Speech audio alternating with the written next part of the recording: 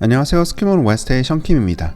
우리가 컴퓨터 안에서 만들어진 영상을 볼 때 어떤 영상의 카메라는 실사 영화의 그것처럼 자연스러운데 어떤 카메라 움직임은 왜 특히 더 인위적인 CG 같은 느낌이 날까요? CG에서 더 자연스러운 렌더링, 이펙트 등을 만들기 위해서는 그에 비례해서 더 많은 시간이 필요하고 어쩔 수 없이 굉장히 많은 버젯이 들어가게 됩니다. 반면 카메라 연출 부분은 카메라를 조금 더 자연스럽게 바꾼다고 해서 프로덕션 버젯이 올라가는 것은 전혀 아닙니다. 그렇다면 몰라서 못한다면 모를까 자연스러운 카메라 움직임으로 다듬지 않을 이유가 없는 것이죠. 오늘의 에피소드는 이전에 다뤘던 카메라 렌즈에 대한 에피소드나 카메라 위치가 주는 의미에 대한 에피소드처럼 익혀두면 장기간에 걸쳐 도움이 될 만한 근본적인 부분을 다룬다기보다는 제가 학생들 작품을 크리틱하다 보면 흔히 마주하게 되는 실수들 혹은 오랫동안 작업해오면서 익히게 된 노하우를 중심으로 실전에서 바로 써먹을 수 있는 카메라 팁을 이야기해보도록 하겠습니다. 참고로 뮤직비디오,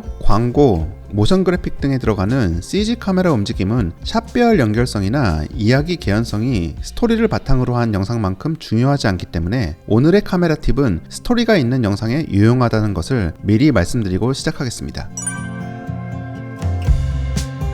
여기 왼쪽에서 오른쪽으로 움직이고 있는 붉은 박스가 하나 있습니다. 이 상황을 피사체를 따라가면서 찍고자 합니다. 이러한 샷을 만들 때 CG에서 카메라 작업을 많이 안 해보신 분들이 하는 흔한 실수는 박스가 움직이는 타이밍과 카메라 펜 타이밍이 한치의 오차도 없이 정확하게 일치하게 잡는다는 것입니다. CG가 아닌 우리가 진짜 세상의 상황을 가정해보면 박스의 동선을 미리 알고 있었다고 치더라도 인간의 반응 속도를 생각하면 단 몇 프레임이라도 박스가 움직이기 시작하는 타이밍보다 느리게 카메라 펜을 시작할 수밖에 없을 것입니다. 마찬가지로 박스가 멈출 때도 박스가 멈춘 타이밍보다는 조금 느리게 펜을 멈출 수밖에 없겠죠. 이러한 디테일이 영상 연출의 가장 중요한 파트라고 할 수는 없지만 프로페셔널하게 카메라 연출 분야에서 일하고자 한다면 중력의 영향, 인간의 반응 속도, 카메라 리그의 구조 등을 고려해 카메라가 어떤 식으로 움직이는 게 자연스러울까를 생각해보고 그러한 자연스러움을 CG 카메라로 구현하는 일을 기본적으로 할 수 있어야 됩니다. 여기 우디가 카메라를 향해 걷기 시작하다가 멈추는 장면만 봐도 우디가 걷기 시작하는 타이밍보다 카메라 움직임이 몇 프레임 더 늦게 출발하고 우디가 걸음을 멈추는 순간에도 카메라는 몇 프레임 더 늦게 멈추는 것을 볼 수 있습니다.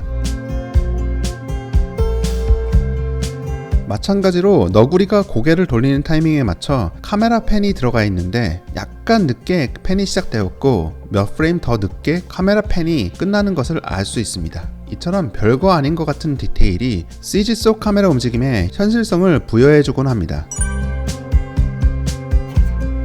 CG 카메라 연출에서 범하게 되는 또 하나의 흔한 실수는 카메라를 마구잡이로 움직인다는 점입니다. 카메라를 계속 움직이는 이유는 그냥 카메라를 움직이는 게 너무 쉽기 때문이죠. 실제 영화를 찍는다고 생각하면 평평하지 않은 지면에서 트랙샷을 하나만 찍는다고 해도 보시다시피 사과 박스 수십 개를 넣으면서 레일이 평행하게 설치되었는지 평형자로 확인하면서 수시간 동안 셋업해야 트랙샷을 하나 찍을 수 있습니다. 그렇기 때문에 트랙샷이 과연 여기서 진짜 필요한 샷인지 정말 심사숙고한 뒤에 트랙샷을 찍곤 합니다. 만약 그냥 펜이나 틸트의 움직임으로 해결할 수 있는 샷이라면 당연히 트랙이나 달리를 쓸 필요가 없는 것이죠. CG에서도 마찬가지입니다. 여기서 과연 트랙이나 크레인 움직임이 필요한 것인지 카메라 위치만 잘 잡으면 펜이나 틸트 움직임으로 찍을 수 있는 것인지 먼저 생각해보는 게 좋습니다. TV 애니메이션 쪽 카메라를 보면 이상하게 그냥 펜이나 틸트로 해결할 수 있는 샷에 급격하게 움직이는 트랙샷이나 크레인샷을 사용하는 경우가 종종 보이는데 이는 실제 카메라로 카메라 연출을 했던 감독님들이라기보다는 2D 애니메이션 촬영에 익숙한 분들이 많아서 그런 게 아닐까 하는 추측을 해봅니다. 이러한 샷들은 대부분 카메라 위치만 잘 잡으면 펜이나 틸트로 충분히 커버가 가능하고 트랙이나 크레인 움직임을 쓰더라도 펜 틸트와 섞어 쓰면 훨씬 자연스럽게 약간의 움직임으로도 커버할 수 있을 것입니다.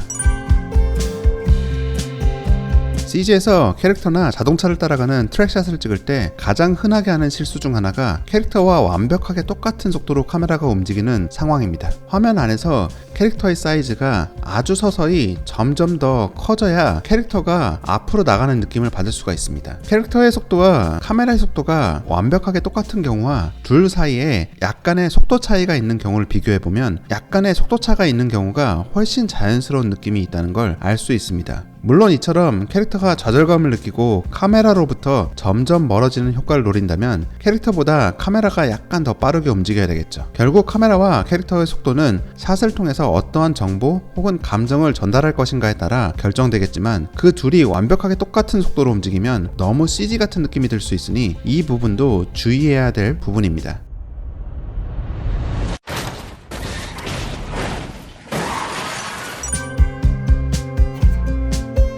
이전에도 몇 번 언급했지만 다른 사람들이 부스럭거리면서 먹는 팝콘 소리 등과 같은 사소한 요소에도 관객들은 영화에 대한 집중도가 금방 흐트러져 버리곤 합니다. 그렇기 때문에 영상에 대한 몰입을 방해하는 모든 요소를 걷어내기 위해서 각각의 부서들이 최선을 다하고 있는데 카메라 부서가 할 일 중 하나는 샷별로 카메라 움직임 에너지가 튀는 부분이 없이 연결되도록 조절하는 것입니다. 많이 하는 실수 중 하나가 갑작스러운 카메라 움직임이 있다가 그 다음 장면에서는 완전히 카메라가 멈춰버리는 등 샷이 바뀔 때마다 카메라 에너지가 완전히 달라져 영상의 몰입도를 완전히 망치는 경우가 있습니다. 카메라 에너지를 샷별로 아주 물 흐르듯이 잘 연결해서 영상의 몰입도를 높일 수 있는 방식은 액션 그리고 감정 위주의 샷 모두 유용하게 쓰입니다. 인크레더블2에서 제가 작업했던 스크린슬레이버와 엘라스틴걸의 추격신 장면을 보면 샷 종류나 카메라 움직임은 달라도 카메라 에너지가 거의 비슷하게 유지되고 있는 걸 알 수 있습니다. 카메라 자체가 움직일 공간이 별로 없다면 비슷한 정도의 에너지에 핸드헬드를 적용하거나 제자리에서 조금 더 과감한 펜 틸트 움직임을 하고 있습니다. 마찬가지로 제가 토이스토리4에서 작업한 부분 중 하나인데 개비가 마침내 꿈에도 그리던 할머니와의 만남을 이뤄내게 된 상황으로 감정적으로 매우 섬세하고 고조돼가는 상황입니다. 관객이 더욱 캐릭터에 공감하고 감정 고조에 동조하게 하기 위해서 개비와 하모니 둘 다를 향해 카메라가 푸시인하고 있습니다. 중간중간에 들어간 샷도 비슷한 정도의 카메라 푸시인을 적용해 둘 사이에 감정선이 끊기지 않게 하였습니다. 샷은 계속 푸시인으로 이어지다가 할머니가 개비를 무심하게 박스에 버려버리는 순간부터 개비와 카메라가 점점 멀어지는 움직임을 시작하고 그러한 움직임은 몇 샷에 걸쳐 이어지면서 앞에서 캐릭터와 연결되는 느낌과 정반대의 배신감, 실망감, 좌절감 등을 표현하였습니다. 이처럼 심플해 보이지만 감정적으로 중요한 장면들은 특히나 카메라 에너지를 통일감 있게 관리하는 게 더더욱 중요한 것 같습니다.